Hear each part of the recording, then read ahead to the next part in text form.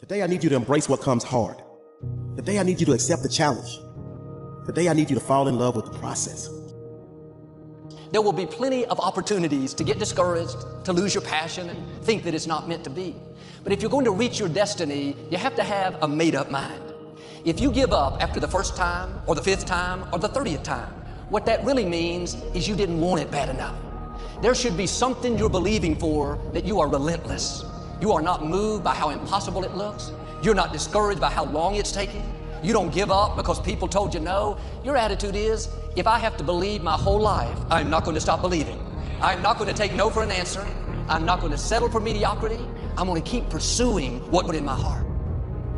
And ask ourselves, what do I really want? What do I really want? And write it down. Writing causes thinking. Thinking creates an image. And you get these images going, you're building a vision in your mind. It's the visionaries that change the world. Think of that. But what keeps that competitive edge, what keeps you on top, is the ability to think and prepare mentally over and over and over again. The body has limitations, the mind does not. We focus so much on what goes on from the neck down that we forget it all starts from here. Everything starts from here. If you're not mentally ready, you're never really physically prepared. And that's where the preparation starts. What would your life be like as you look toward the future if you decided, I'm not going to allow my fears to stop me? And I'm saying to you, whatever you got to do it, because if you don't, life is going to whoop you until you surrender. So when you're young and you're making mistakes, don't let them eat you up. Because everybody that done made it. You got to fail in order to win. Hey, look, man, to understand how to hit the game-winning shot, you got to miss the game-winning shot. You know, you've got to be tough because the road to success is always under construction. It's never a clear path to success. The people who become successful are the people who have a relentless attitude. And you just got to hang in there through the bad breaks, because the bad breaks is coming. But they usually come right before the big break is about to happen. You get a series of bad breaks and it stumbles up a lot of people. My life and my success is to say to anyone, you can stumble, you can fall, you can get back up again. No matter what you face, no matter how bad it is going to be, when there is a challenge, and by a challenge I mean anything in life, any challenge, anything that you're facing, the only way to overcome the challenges that you face is to start walking. Take that step every day, no matter what you are facing. Get up and start walking. I have the ability to see the end before the beginning even begins. And what that means is I know that to get to the very end, I can see it right now. So before I went to Butts, and I was losing all this weight and shit, I saw myself walking across the stage at 191 pounds. That's what I had to get to get into the door. I saw myself 6 months, a year later, whatever's gonna take me to do it. I saw myself walking across that stage, getting that certificate of graduation from Butts. And I was able to be there at 300 pounds. And that feeling, that I was nowhere near that feeling, I was able to put myself there 1,000,000 times every day. And that feeling of like, my God, that is gonna feel amazing. That's what made me suffer. That's what allowed the pain to be real and say, this is worth it. I want to feel for this next 18 months. It took me 18 months to finally become a Navy SEAL, to finally, just get through Butts. 18 months, it's 6 months. It took me 18. That's what woke me up every morning was, I'm gonna put myself through this much pain and suffering for a few seconds. That's all it is. A few seconds of joy. It's so worth it, man. That's what people don't get. So I'm able to put myself at the finish line, even though I have no finish line, but at the finish line of an event before I even start the and say, how are you gonna feel at the end of this? Visualizing is my biggest tool of life. That's why I've been able to put myself in cold water, put myself in a 100-mile race millions of times before I've done it. And I'm able to go through the race and see how I'm gonna feel at mile 50. Almost to the exact feeling. Right, so when it comes up, it's no surprise. It's no surprise, I've already done this 1,000,000 times. I recommended the last time I was here, the little book, Richest Man in Babylon, and I said, I've lectured now to over 3 million people. Guess how many have actually gone and got this little book? Answer, very few. My best guess is 10%. Such an easy thing to do. This little book, number one, is easy to find. Number two, it's easy to buy. The most you can pay for it, $6, $7, $8. You can borrow that from your kids. But if it's easy to find and easy to buy, and if it's easy to read, why wouldn't everybody go get it? We don't know. I don't know. Nobody knows. Here's how profound it is. Some do and some don't. Now here's the numbers. About 10% do. We don't know the mystery of that. And I'm telling you, 10 years from now, those numbers will still be the same. The numbers don't change. Only the faces change. I used to belong to the 90% who couldn't be bothered even if it was easy. How many people have a library card? Answer, 3%. 97% couldn't be bothered. Guy specializes in happy hour, but he doesn't have a card. And now readily and quickly blames the government and blames his company and blames the pay scale. Here's my advice to you today. Walk away from the 97%. Don't talk like they talk. Don't go where they go. Don't act like they act. Don't specialize in what they specialize in. Throw away the blame list they cling to.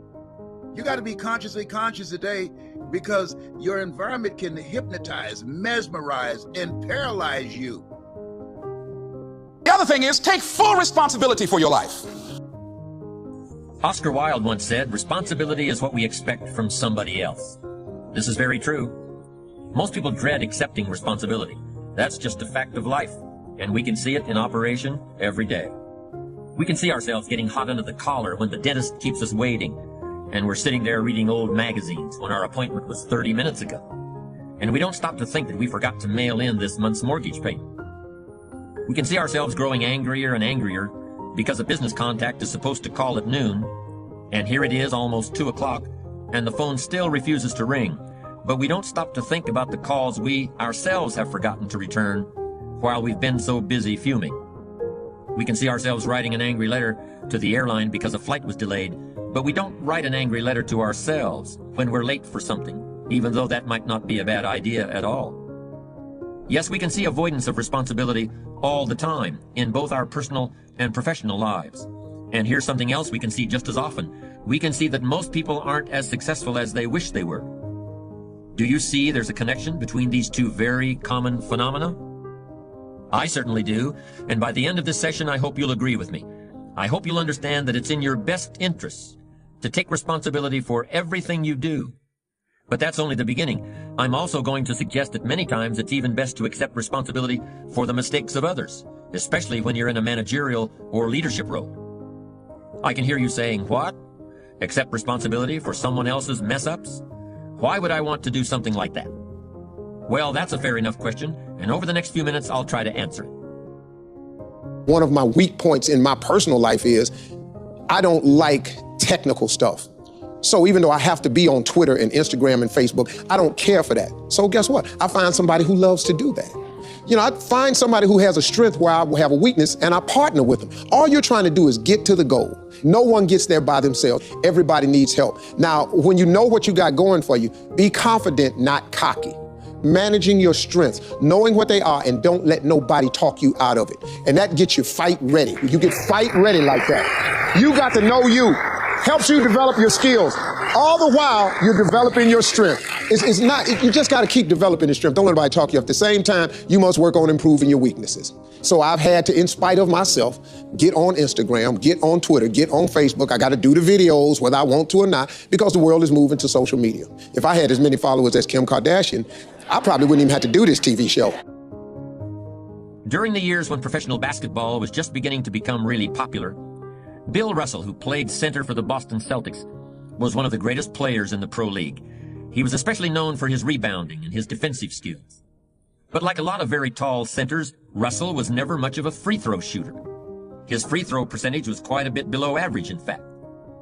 But this low percentage didn't really give a clear picture of Russell's ability as an athlete. And in one game, he gave a very convincing demonstration of this. It was the final game of a championship series between Boston and the Los Angeles Lakers. With about 12 seconds left to play, the Lakers were behind by 1 point, and Boston had the ball. It was obvious that the Lakers would have to foul one of Boston's players in order to get the ball back. And they chose to foul Bill Russell. This was a perfectly logical choice, since statistically, Russell was the worst free throw shooter on the court at that moment. If he missed the shot, the Lakers would probably get the ball back, and they'd still have enough time to try to win the game. But if Russell made his first free throw, the Lakers' chances would be seriously diminished, and if he made both shots, the game would essentially be over. Bill Russell had a very peculiar style of shooting free throws. Today, no self-respecting basketball player anywhere in America would attempt it. Aside from the question of whether it's an effective way to shoot a basket, it just looked too ridiculous.